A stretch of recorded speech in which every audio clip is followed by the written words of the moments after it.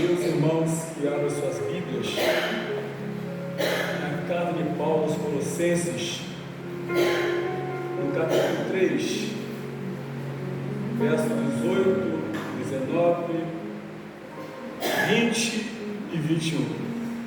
Colossenses capítulo 3, versos 18, 19, 20 e 21. Aleluia, glórias a Deus. Diz assim: vós, mulheres, estáis sujeitas a vossos próprios maridos, como convém no Senhor. Vós, maridos, amai as vossas esposas e não vos irriteis contra elas.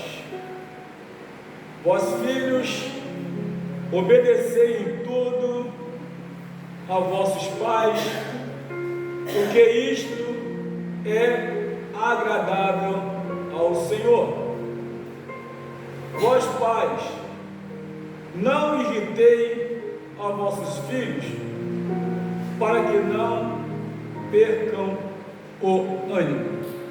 Santo, poderoso e eterno Deus, eis aí a tua palavra, pois precisamos, necessitamos que tu fale conosco mais uma vez, em nome de Jesus. Amém. Sentados, queridos.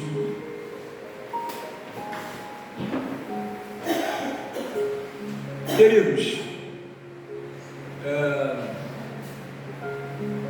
vamos falar sobre a família segundo o conceito de Deus. A família segundo o conceito de Deus. E como os irmãos sabem, a família, muitas vezes as pessoas pedem oração pela família, mas a família não faz a parte dela. Às vezes é um costume da igreja, nós como cristãos, orem pela minha família. Mas será que eu estou fazendo a minha parte como família? Então tudo isso é muito questionável. O que acontece, irmãos?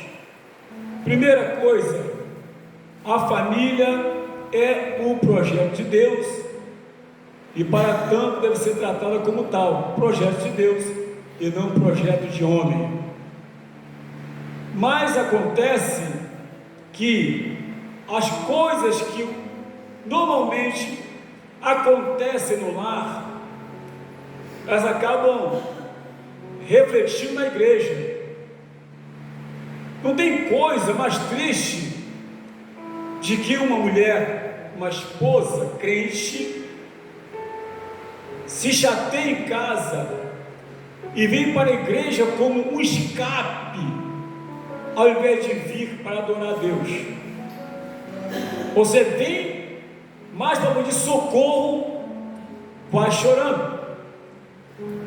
Não tem coisa também tão complicada quando o esposo, por algum motivo, e são vários que podem acontecer, também ele vem para a casa de Deus, principalmente quando é obreiro, mas por causa do seu compromisso com a obra, de que exclusivamente adorar a Deus.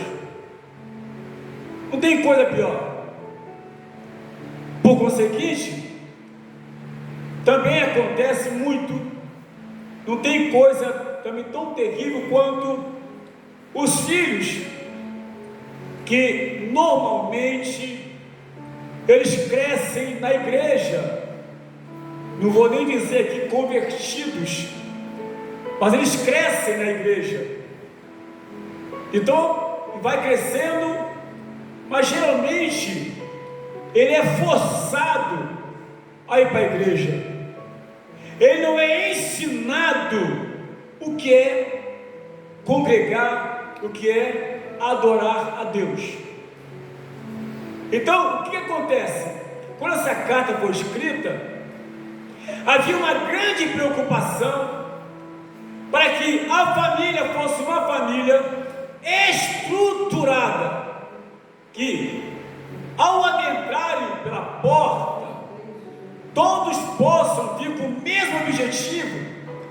de adoração a Deus e com alegria. Aleluia. Esse é o objetivo. E nós sabemos que, infelizmente, acontecem alguma coisa que impede que a família realmente chegue na igreja com esse propósito.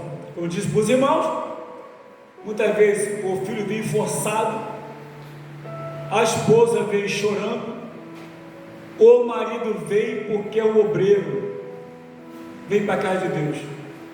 Isso é ruim, porque reflete mal, muito mal, e principalmente quando é um pastor, e também a esposa do pastor, alguém que olha para o pastor e diz: o pastor não está muito bem não, ele está fingindo, ele não está bem. A esposa do pastor hoje está uma arara, mas ninguém sabe o que aconteceu em casa. E aqui, um conselho para que a nossa família seja uma família estruturada, e mais, isso independe de todos serem cristãos, porque o bom exemplo, ele começa pelos pais. Os filhos observam o comportamento do pai para com a mãe, e também observam o comportamento da mãe para com o pai. E a tendência natural é ele crescer num ambiente ruim, um ambiente inóspito, um ambiente, na verdade, que ele não gostaria de conviver, mas ele é obrigado porque às vezes não tem para onde ir. Pois é, vós mulheres estáis sujeitas a vossos próprios maridos, como convém no Senhor.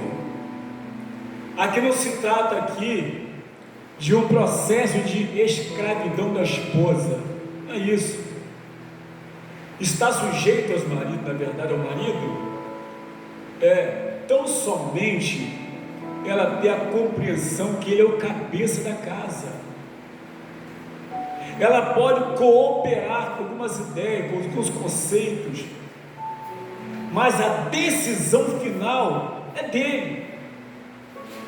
Isso eu estou falando de uma família normal, uma família em que o marido tem cabeça, uma família em que a esposa tem juízo, e que não traga ideias mirabolantes, ideias essas que podem ser contestadas ao invés de aperfeiçoadas. Então a esposa, na verdade, ela deve se comportar como uma estrutura familiar, aquela pessoa, na verdade, em que o marido, ao chegar, eu costumo dizer e volto a falar, e vou repetir aqui, algo muito sério, o porquê que existe muitas desestruturação familiar, porque no casamento, na união, é necessário que haja três coisas,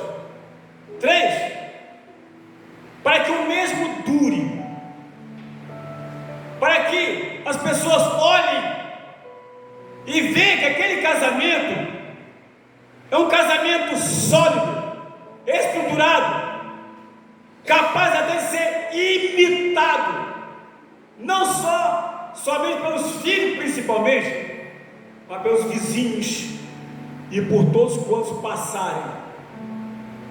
Três coisas. Quais são as três coisas? Primeiro, atenção. Segundo, compreensão. Terceiro, amor. Muitas vezes, irmãos, o marido chega em casa, e hoje também a mulher, porque ela trabalha, chega em casa do trabalho ele parece que não observa. A minha mãe dizia, quando a gente acordava pela manhã e falava com ela, você vem cá, você dormiu comigo? A minha mãe dizia isso, né?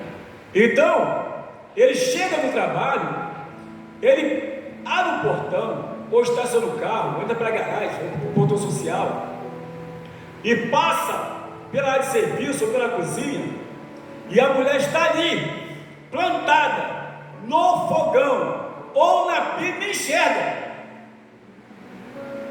ele nem vê, e vai para dentro do quarto afora, chega lá, aí ela vai correndo, a vez nem vê ele chegar, chega lá, nem percebi que você veio chegar, chegou que horas? Não, eu cheguei muito tempo, tem uma meia hora que eu cheguei. O quê? Meia hora? Pois é, quer dizer, não para dar atenção, isso ninguém gosta. A segunda palavra, a segunda situação é compreensão. Todos sabemos que a mulher, por natureza, segundo o que está na primeira carta de Pedro 3,7, a mulher é um vaso mais frágil, e por isso ela tem algumas situações que muitas vezes a deixa meia diferente. Aí é que é o momento da pessoa compreender e olhar e ver como a pessoa está. Pelo olhar não está bem, mas pelo contrário, chega cobrando além da conta, e aí vai dar confusão. Sabe o que ela vai dizer? Você chega no trabalho, nem perguntou como eu passei em casa, você nem quis saber o que aconteceu comigo, você quer saber? Não, não quero nem saber. Ah, você não quer saber e quer me cobrar? Você sabe como foi meu dia? Sabe o que aconteceu? Aliás, você acordou pela manhã e nem falou comigo. E o terceiro lugar é o amor. Aí você fala, pastor, o amor não deveria ser o primeiro? Poderia até ser, mas a pessoa até ama, mas não tem controle das suas ações. O amor passa a não valer tanto quanto deveria valer, não tem controle das suas ações. E aqui, quando você olha a Bíblia, aqui na palavra de Deus, fala, mulher está sujeita aos vossos maridos, não é ela ser uma escrava do marido, não é ser, porque às vezes, irmãos, no mundo moderno, eu geralmente, no supermercado, eu sempre passo pelo caixa, e ela já deve ter visto isso, aí a pessoa está me atendendo, uma menina, uma mulher, sei lá, e você percebe que aquela pessoa que está atendendo você ali, passando as compras, ela está com o semblante caído, de cansado, a mente está a 1000, e não pode errar, senão ela vai pagar. Aí geralmente eu falo, você, pelo que eu estou vendo, está muito cansada, né? Estou sim, moço, doido para ir para casa, doidinha. Eu falei, o pior que você, ao sair daqui, ainda vai botar roupa na máquina, né? Fazer comida para o dia seguinte. É tudo isso. É isso que acontece. E geralmente ela não é vista como tal.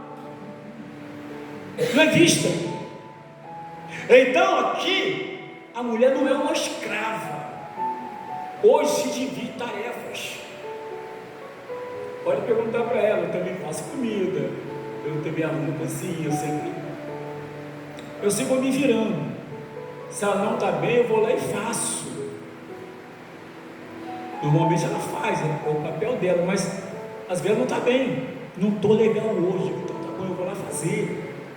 Não vai cair minhas mãos, não vai tirar minha moral de homem, de líder familiar, não vai fazer isso. Mas infelizmente, essas coisas acontecem. Eu lavo vasilha, quando precisa, eu faço tudo. Eu não tenho problema, e quando eu tiro para limpar, eu não gosto nem que passa na casa, ninguém entra por aqui. Estou limpando a casa, dando uma geral. Aí raspa o fogão, raspa lá e dou a limpeza. Por quê? Porque ela vai, aí sabe o que acontece? Aí minha filha, quando chega do trabalho, ela fala: papai limpou a casa hoje. Eu conheço quando o papai limpa a casa. Já sabe. Tirou minha moral? Não tirou minha moral. E a mulher, por exemplo, aqui você olha e vê que ela tem que ter essa compreensão também, que ela não é líder da casa. Eu estou falando de casamento. Casamento, não estou falando de mulher que mora sozinha, que cuida de filho. De casamento, homem, mulher e filhos. Então aqui você vai perceber que é um conselho para poder ver, para não virar um desgoverno na família. Porque casa que a mulher manda mais do que o marido, aí, meu amigo, vai dar dor de cabeça, vai dar problema. Vai dar dor de cabeça.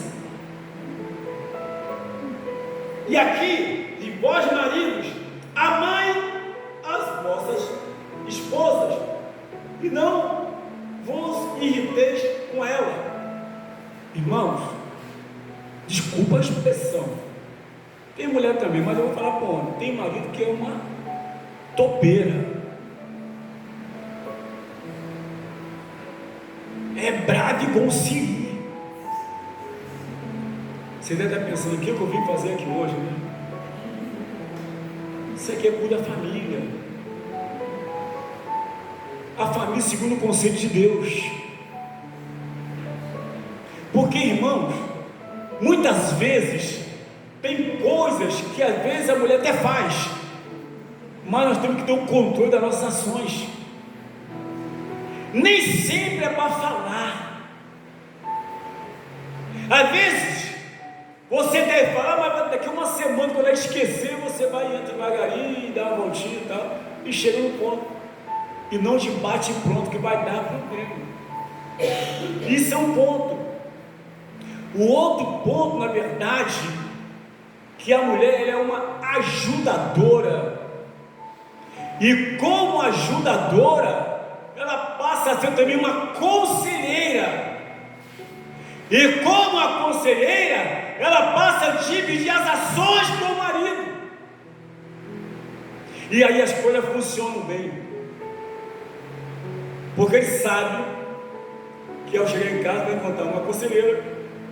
Ela também sabe que quando ele chegar vai encontrar um marido conselheiro, responsável com a família, com o lar, com a casa, com os filhos. Sabe por quê, meus irmãos? Porque hoje eu estava conversando com a minha esposa e falei para ela: não tem coisa melhor quando os filhos admiram o comportamento dos pais. E teve um amigo meu que falou bem assim: rapaz, quer arrumar problema com teu filho? Olha, meu filho desviado há muito tempo, ele tem 40 anos, está desviado há 25 anos. Ele falou, aí leva aquela vida, né? E ele disse: quer arrumar problema com teu filho? Fala uma coisa sobre tua vida, sobre você. Meu pai não. Meu pai não. Meu pai é isso, meu pai é aquilo, meu pai faz isso, meu pai faz não sei o quê, e meu pai não sei o quê, e meu pai não sei o quê. Fala para os outros. Eu tenho uma neta também, que ela me chama de pai. A mesma coisa. Não, meu pai. Não tem coisa melhor do que os teus filhos Não é porque sou eu, não. Eu não sou a última bolacha do pacote, não. E nem estou com coroa também, não. Eu estou apenas dizendo a importância que é a questão do líder, o comportamento de um líder com a sua família, com a tua casa. Eu não fico dando bronca nela, é dos filhos, não. Se eu estiver a falar, depois eu vou falar com ela pessoalmente no quarto. Olha só, aconteceu isso. Porque tem que respeitar a pessoa. E aí, quando você avalia aqui, ó, vós, marido, amai as vossas mulheres, é uma cobrança. Sabe por quê? Porque para a mulher é fácil falar eu te amo, mas o marido para falar eu te amo vai levar uma eternidade. Uma eternidade. É lógico que eu não vou perguntar aqui, você também, se eu perguntar, se você precisa falar, entendeu? Que se você falou para tua mulher eu te amo hoje, duvido. Você falou para a mulher eu te amo? Não, sem responder não. Só pensa nisso. Porque se levanta pela manhã, ou durante o dia você fala eu te amo, ela vai ficar toda melosa.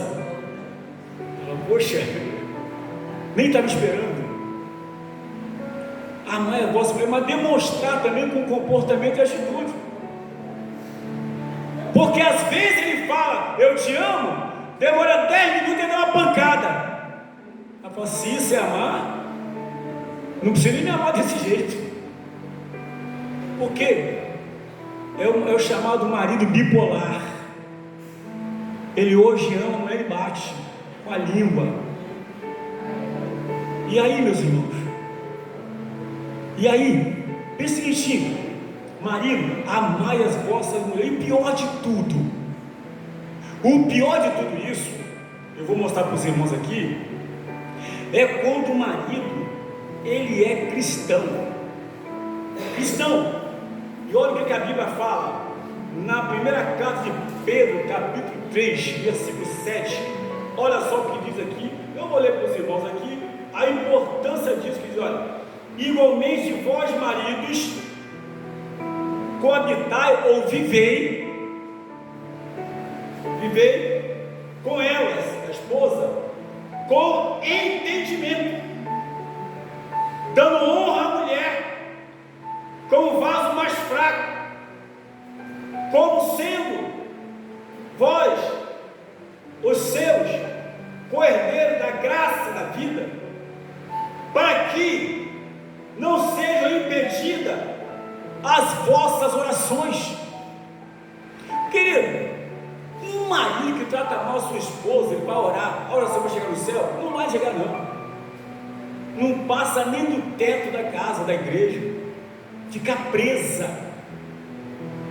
não passa.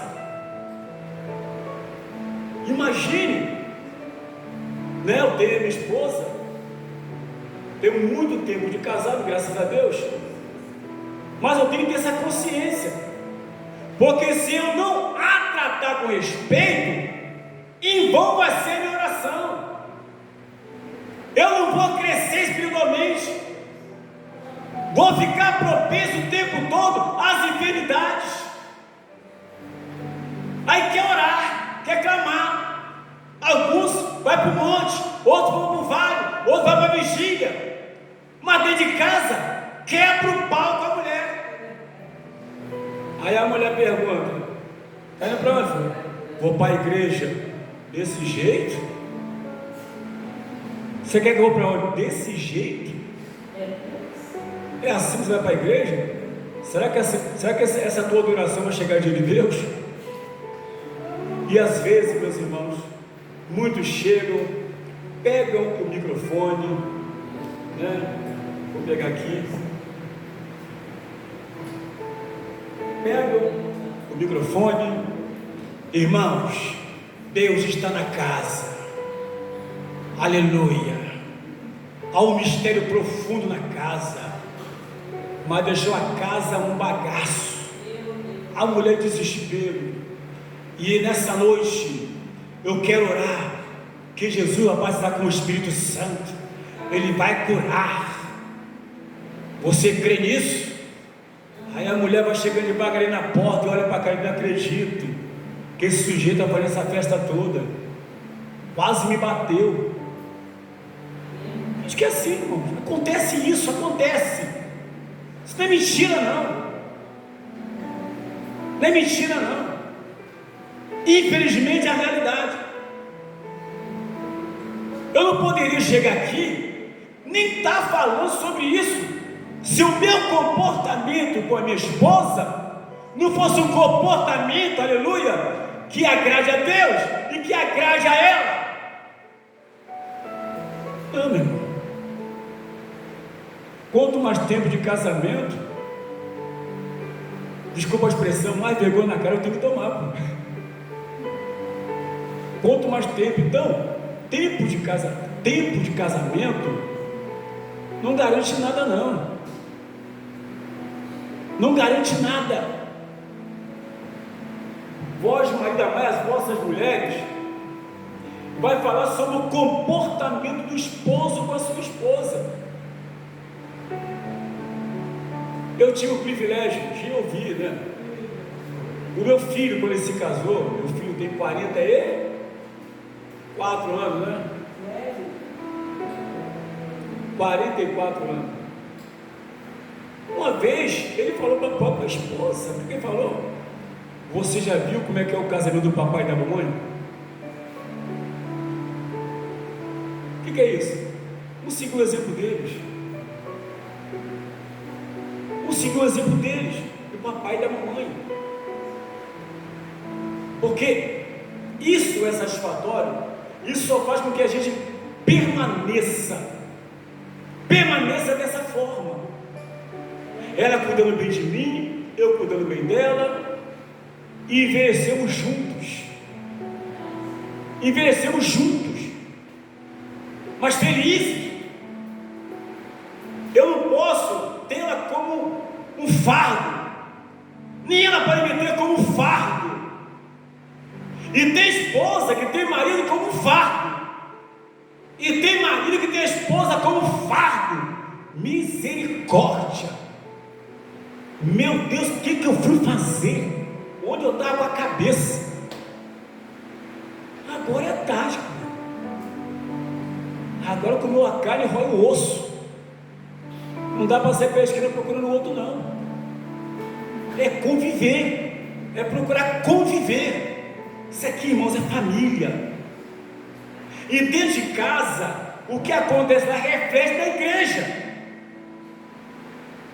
Como é que pode o pastor ou o líder proferir bênção na igreja em nome de Jesus e a casa dele ficar debaixo de maldição pelo teu mau comportamento e vice-versa? A mulher também é a mesma coisa.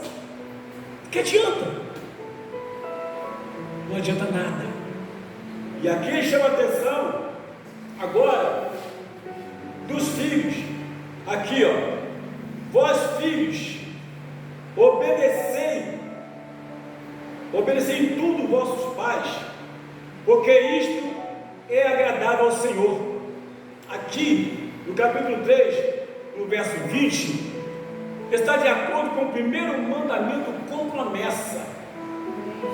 Êxodo capítulo 20, versículo 12: honra teu pai e a tua mãe, para que seu dia se prolongue sobre a face da terra.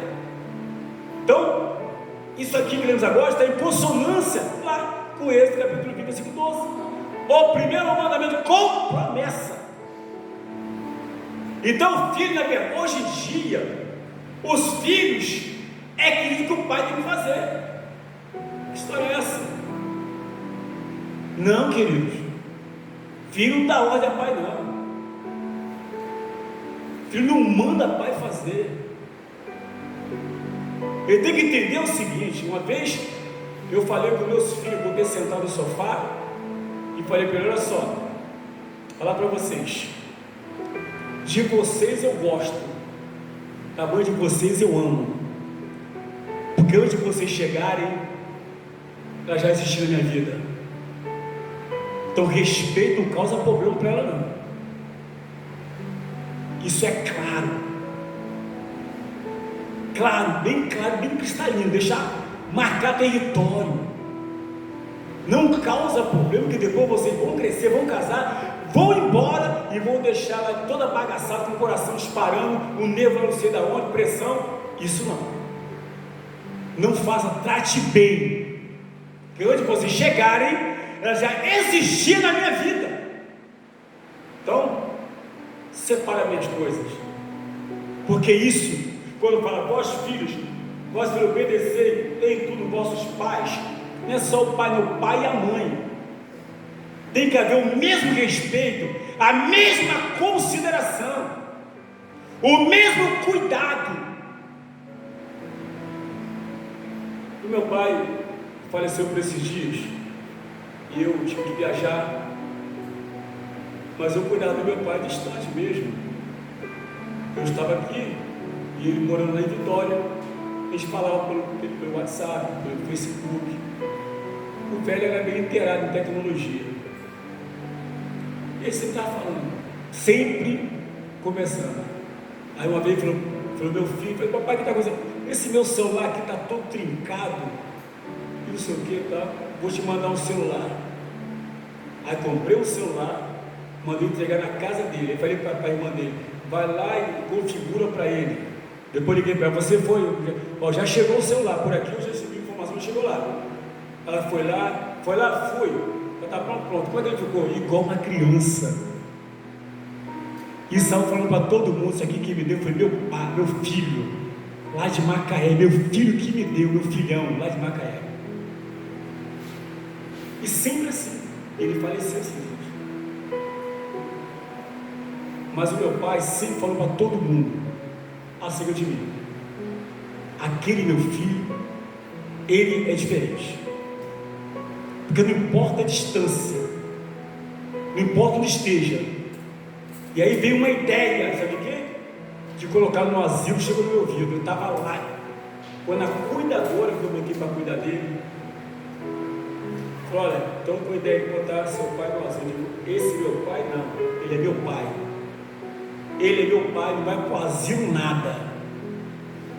Não vai para o asilo de jeito nenhum, vai ficar aqui, tu vai ficar cuidando dele. Pô, meu pai, asilo não tem nada de ruim, mas eu não quero meu pai no asilo. Não quero. Ele é o meu pai e como tal deve ser tratado e respeitado. Isso não. Faleceu agora. Estivemos lá. Mas existe, deixou um bom legado de um pai que não pôde me dar uma casa, um terreno, mas me deu uma boa educação. Uma boa educação ele me deu. Porque se não fosse a educação dos meus pais, eu não sei. Tanto meu pai quanto a minha mãe. Por quê? Eu falo para os meus filhos, falo para os meus netos. Sabe por que eu sou uma pessoa abençoada? Que eu sempre honrei, respeitei. Até antes dele morrer, eu mandava mensagem para ele: benção, pai. Deus te abençoe, meu filho. Estou com 67 anos, mas nunca deixei de dar bênção, tomar bênção do meu pai. Hoje em dia é diferente. Oi, coroa.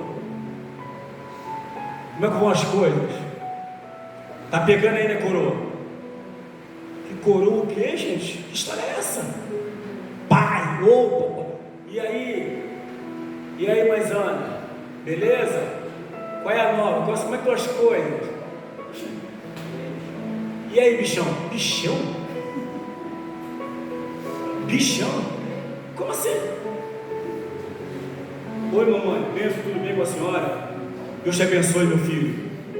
Não tem coisa melhor, o pai e a mãe. Deus te abençoe, meu filho. Deus honra isso. Deus honra isso. Meu pai com tantos anos lá e eu com 67. Bença, pai. Deus te abençoe, meu filho. E graças a Deus sou uma pessoa bem-aventurada. Honrar pai e mãe, respeitar onde quer que esteja. Mas meu pai é cachaceiro. Ele é cachaceiro, não deixou de ser teu pai. Ah, meu pai é isso, não deixou de ser pai. Está registrado, você é filho e acabou. Não vou respeitar, não, porque ele fuma droga. Ué, ele que fuma. Quer fumar, ele fuma. Mas o respeito de pai, ele tem que ter. Tem essa história não. Eu só respeito minha mãe, que é a dama do lar. Meu pai é um maluco, beleza. Tá doido. Nada disso. Pai é pai, mãe é mãe. A respeitabilidade tem que ser recíproca.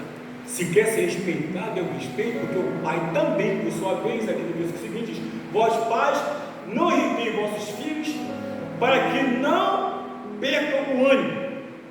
Ou seja, filho deve ser tratado por uma certa idade como cidadão. Cidadão. Fiquei em São Mateus 30 e tantos dias, meu filho estava lá comigo. Mas todo dia a gente batia papo e conversava.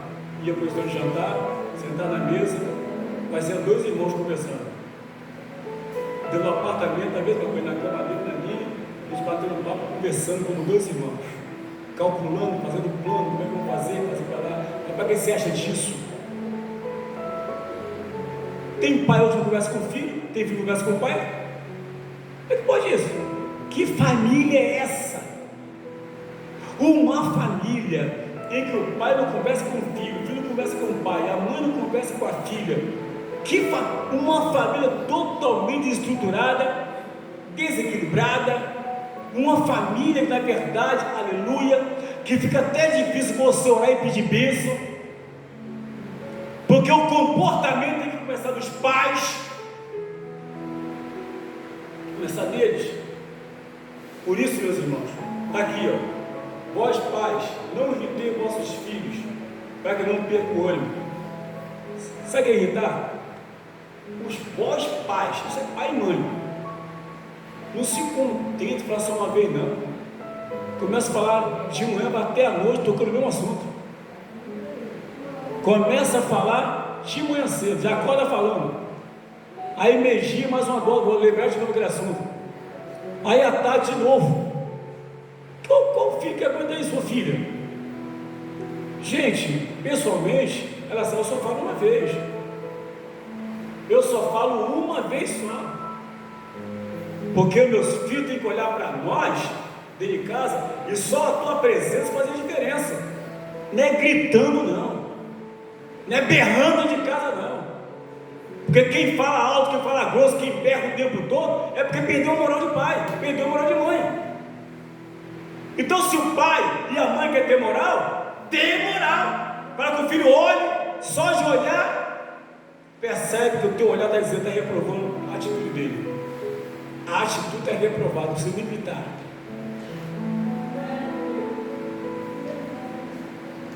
A minha bisneta esse dia quebrou a vassoura. Eu estava assim e ela estava assim.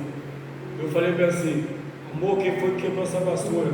Não sei. Ela olhou para a minha bisneta e disse: foi você? Fala a verdade. Foi. A gente brigou? Então brigou, porque ela falou a verdade. Ah, que bom que você falou, agora eu vou te quebrar no pau. Depois não fala nunca mais. Ela falou, você ouviu, não faz de novo isso não, tá bom? Pronto, ficou tudo bem. Ah, já que você confessou, agora eu vou quebrar você no pau.